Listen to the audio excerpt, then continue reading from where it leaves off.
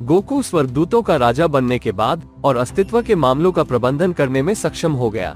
Goku ने विनाश के सभी शासकों के बीच एक नया टूर्नामेंट आयोजित किया और वह विनाश के सबसे मजबूत शासक को हराकर इस टूर्नामेंट में विजयी रहा, जो कि बेल मॉड, और यही कारण है कि गोकू सुपर बॉलर्स का उपयोग करने के लिए योग्य हो गया। इस समय ज़ेनो ने गोकू से बात की और फिर कहा, गोकू, तुम क्या सोच रहे हो? तुम क्या इच्छा पूरी करना चाहते हो? वास्तव में ज़ेनो, मेरे दिमाग में अभी तक कोई विचार नहीं आया है, लेकिन मुझे लगता है कि मैं इस इच्छा का उपयोग आपके लाभ के लिए करूंगा। मैं इसे आपके पुरस्कार के रूप में बनाना चाहता हूँ। दाइशिंकन गोकू के फैसले के बारे में आशंकित था, क्योंकि उसका मानना था कि गोकू इस इच्छा के साथ सब कुछ उजागर कर देगा। इस तरह एक पूरा दिन बीत गया और ज़ेनो ने वही सवाल पूछा। उस समय गोकू को पूरा करने के लिए एक उपयुक्त इच्छा मिली, यह जब उसने कहा, अच्छा ज़ेनो, मुझे लगता है कि तुम्हारे माता पिता है और चूंकि तुम एक अच्छे इंसान हो और तुमने मुझे एक उच्च पद से पुरस्कृत किया है, ऐसा लगता है कि अपने माता पिता को वापस करने का विचार एक अद्भुत विचार होगा। ये सुनकर दाइशिंकन चौंक गया।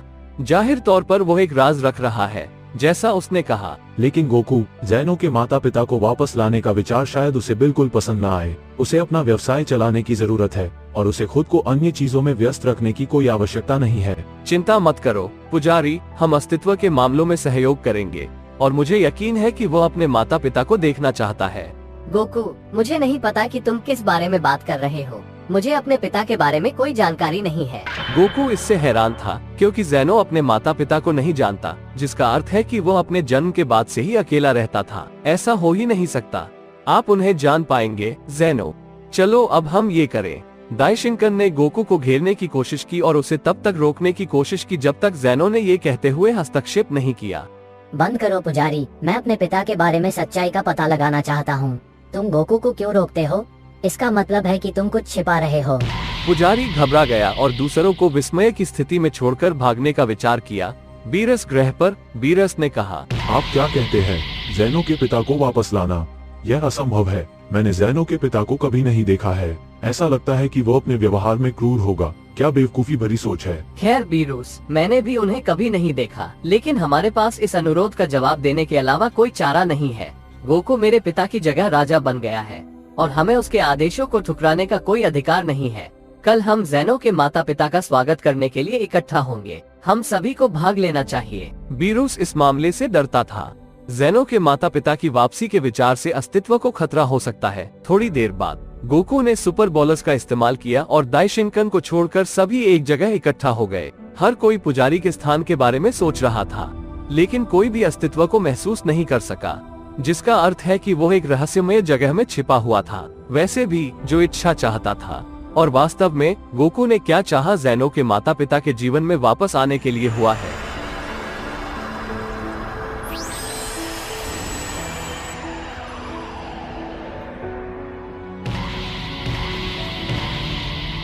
ये दो पवित्र व्यक्तित्वों की सबसे बड़ी उपस्थिति है जो बोले कह रहे हैं,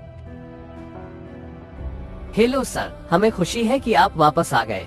हमने आपके बेटे ज़ेनो को पुरस्कृत करने की इस इच्छा को पूरा करने के लिए काम किया है। ज़ेनो के पिता बिना कुछ बोले चुप रहे, जबकि ज़ेनो के जिंदा होने की बात सुनकर उसकी माँ खुश नजर आ रही थी। लेकिन इन दोनों की कहानी क्या है? फिर उसने उन्हें कैसे मारा और किसने किया?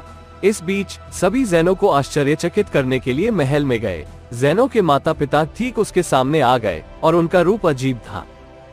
खैर ज़ेनो, ऐसा लगता है कि तुम अपने माता पिता को अच्छी तरह से नहीं जान पाई। जैसा मैंने तुमसे वादा किया था, मैं उन्हें वापस ले आई। वे उतने ही अच्छे हैं जितनी मैंने उम्मीद की थी और अब से तुम्हारे पास होगा आपके महल में उनके साथ एक सुंदर जीवन। मेरे पिता, मुझे कुछ भी याद नहीं है। ज़ेनो, मुझे खुशी है कि तुम मेरे साथ हो। मुझे लगा कि तुम भी उस दुष्ट के द्वारा मारे गए हो। बुराई से आपका क्या मतलब है? हमें आपके अतीत के बारे में कोई जानकारी नहीं है। खैर, मैं आपको सब कुछ समझा देता हूँ। मुझे लीना कहा जाता है और मेरे पति मिरियो हैं। हम बाकी राजाओं की तरह रहते थे और ऐसा इसलिए है क्योंकि हमारे पास मिटाने की तकनीक थी। यह वो तकनीक है जिसने हमें पहुंचने में सक्षम बनाया। एक उच्च पद जो मेरे बेटे ज़ेनो को मिला था, वो सभी रैंकों में उत्कृष्टता प्राप्त करने में सक्षम था और हम अस्तित्व के मामलों का प्रबंधन करने लगे और सभी प्राणियों की सेवा करने लगे। उनमें से देवदूत हैं। स्वर्गदूतों में से एक के पास अनुभव और एक उच्च पद था। हमने उसे पुजारी कहा क्योंकि वो महल के मामलों का प्रबंधन करता है। इसलिए पुजारी का हमारे साथ घनिष्ठ संबंध बन गया। इस हद तक कि वो मेरे बेटे ज़ेनो की पत्नी के साथ देखभाल की, और उस समय मेरे बेटे के साथ उसके अच्छे संबंध के कारण हम उस पर बहुत भरोसा करने लगे थे।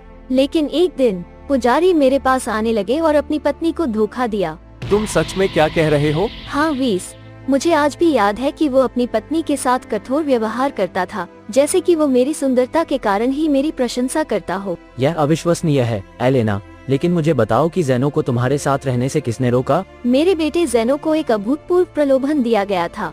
उसने फिर मेरे बेटे को धोखा दिया कि पुजारी उसका असली पिता था, ये जानते हुए कि ज़ेनो एक बच्चा था और इस बात से अनभिज्ञ था कि उसके आसपास क्या चल रहा है। इस वजह से दाइशिंकन मेरे पति मिरियो को मारने में कामयाब हो गया, ताकि वो मेरे पति के हस्तक्षेप के बिना मेरे साथ काफी समय बिता सके। मुझे उस समय पता नहीं था कि क्या हुआ है। मैंने भी दाइशिंकन को मिटाने के बारे में नहीं सोचा था, क्योंकि मुझे नहीं पता था कि वो मेरे पति की मौत का कारण था। लेकिन थोड़ी देर बाद मैं सच में आने में सक्षम थी, लेकिन ये भी था देर से मेरे बेटे ने मुझे मिटा दिया, यह मानते हुए कि मेरे पति की मृत्यु के बाद दाइशिंकन ने उसे राजा बनाया। इस खबर से कौन चौंक गया? ज़ेनो भी यह सुनकर पछताया कि वो अपनी मां को मिटाने का एक कारण था। लेकिन क्यों? इस दौरान गार्ड ने बीच बचाव करते हुए कहा, मुझे ये कहने की अनुमति दें कि मैंने लाखों साल पहले पुजारी और ज़ेनो के बीच 2 वार्तालाप सुने थे। जब मैंने सुना कि दाइशिंकन ज़ेनो को बता रहा था कि उसकी असली मां का निधन हो गया है और एलेना ने ही उसे गोद लिया था। ज़ेनो के साथ पुजारी के घनिष्ठ संबंध को देखते हुए ज़ेनो पुजारी की बातों का कायल हो गया और उसने सच्चाई को नजरअंदाज करते हुए अपनी मां को मिटाने का काम किया। क्या इसका मतलब है कि मैं ये सब समय बिना ये जाने जी रहा था कि मेरे पिता देशद्रोही थे? वास्तव में ये चौंकाने वाला है। ज़ेनो को बहुत गुस्सा आया और हर कोई पुजारी से नफरत करता था। गोकू और अन्य अब जानते हैं कि पुजारी क्यों भाग गया और ज़ेनो के माता पिता को वापस लाने से इनकार कर दिया, तो ज़ेनो ने उसे मिटाने और उससे छुटकारा पाने का सुझाव दिया। लाखों वर्षों तक उससे झूठ बोलने के बाद गोकू इसी क्षण बोला, ज़ेनो, पुजारी को मिटाने का विचार अनुचित हो सकता है। उनका व्यवहार उस समय से बदल गया है जिसमें आपने मुझे सभी का राजा बनाया था, जिसका अर्थ है कि वह एक बेहतर स्थिति पर कब्जा करना चाहेंगे। ये सच है कि उसने अपनी पत्नी को धोखा दिया और तुम्हारी मां का लालच किया, लेकिन उसे हमारे साथ आने दो और हम खुद उससे पूछते हैं कि उसने ऐसा दुर्भावनापूर्ण काम क्यों किया। ज़ेनो इससे संतुष्ट नहीं था। वो गुस्से से भर गया था और अब किसी भी तरह से पुजारी को मारने के लिए उत्सुक है। थोड़ी देर बाद मिरियो राजा बन गया और सभी ने तब तक इंतजार किया। ज़ेनो एक पुजारी के बारे में भूल गया और उसका मूड बेहतर के लिए बदल गया।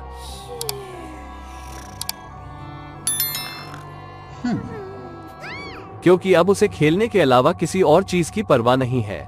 उसके बाद गोकू को फिर से बुलाया गया और पुजारी को खोजने का विचार उसे सुझाया गया। ज़ेनो के जीवित रखने के लिए राजी होने के बाद स्वर्गदूतों के राजा के रूप में उसकी स्थिति को बहाल करने के लिए और यह भी जानने के लिए कि अतीत में क्या हुआ था, गोकू ने शाब्दिक रूप से कहा, एलेना, ज़ेनो तुम दोनों से खुश है और सब कुछ ठीक चल रहा है। मैं अभी पुजारी को लाऊंगी और मुझे उम्मीद है कि जो कुछ हुआ उसके लिए तुम उसे सजा नहीं दोगी। वह भी दयालु है और मुझे यकीन है कि वह उसने तुम्हारे साथ जो किया उसके लिए माफी मांगूंगा। अच्छा गोकू, तुमने मेरे बेटे को खुश कर दिया। वो करो जिसके तुम हकदार हो। आप अपना काम करने के लिए स्वतंत्र हैं। इसलिए गोकू हर जगह दाइशिंकन को ढूंढता हुआ चला गया और उसे खोजने में उसे कई दिन लग गए। शून्य संसार में, एक ऐसा संसार जिसमें किसी भी प्राणी की शक्ति का अनुभव नहीं किया जा सकता है, दाइशिंका बोली। अच्छा गोकू, ये दौरा क्या है? तुम क्या लाए हो? सुनो मैं क्या कह रहा हूँ। अब मुझे तुम्हारे और ज़ेनो के साथ हुई हर बात की सच्चाई का पता चल गया है। हम कोई बवाल नहीं चाहते। तुम मेरे साथ आ सकते हो। तुम्हें वहाँ लाकर ज़ेनो को खुश करने के लिए मुझे कष्ट उठाना पड़ा पहले। अब मैं जो चाहता हूँ वो सबसे माफी मांगना है। अच्छा गोकू, पर अब मेरा अधिकार नहीं है, क्योंकि अब तुम्हारे पास मिटाने की तकनीक है, तो तुम मुझ पर भरोसा कर सकते हो। मैं अब खुद को बदल लूंगा। दरअसल पुजारी को महल में वापस भेज दिया गया था और वो मिरियो ज़ेनो के पिता के साथ आमने सामने खड़ा था। क्या आश्चर्य है, मेरे मारे जाने के बाद तुम मुझे वापस लाने के बारे में कैसे सोच सकते हो? मेरी बात सुनो, मैं तुम्हें तब तक कभी माफ नहीं करूंगा जब तक तुम अपने नकारात्मक विचारों पर टिके रहते हो। तुमने मुझे मेरे परिवार के बगल में मेरे जीवन से वंचित कर दिया और अगर तुमने कुछ बेवकूफी करने की हिम्मत की तो तुम्हें दंडित किया जाएगा। मिस्टर मिरियो, बहस करने की कोई जरूरत नहीं है। चलो भूल जाते हैं कि क्या हुआ। दाइशिंकन आगे बढ़ा और फिर विस ने गुस्से से अपने पिता को देखना शुरू कर दिया, जिसने लगता है कि अभी तक अपने पिता को माफ नहीं किया है। जैसा उसने कहा, अच्छा एक बात बताता हूँ पापा, अब भले ही अच्छे लग रहे हों, लेकिन मैं देशद्रोही होने की सच्चाई जानकर जीने को राजी नहीं हूँगा। पापा, मैं आपको माफ नहीं करूँगा और अब मैं आपको सजा दूंगा। तैयार हो? वेस को गुस्सा आ गया और ऐसा लगता है कि वो दशिकानकन से लड़ने या उसे मारने का इरादा रखता है। क्या वो ऐसा करने की हिम्मत करेगा? आप आगामी विवरण जानना चाहते हैं? कल अगला एपिसोड देखने के लिए सदस्यता लें। आपके समर्थन के लिए धन्यवाद। बाद में मिलते हैं।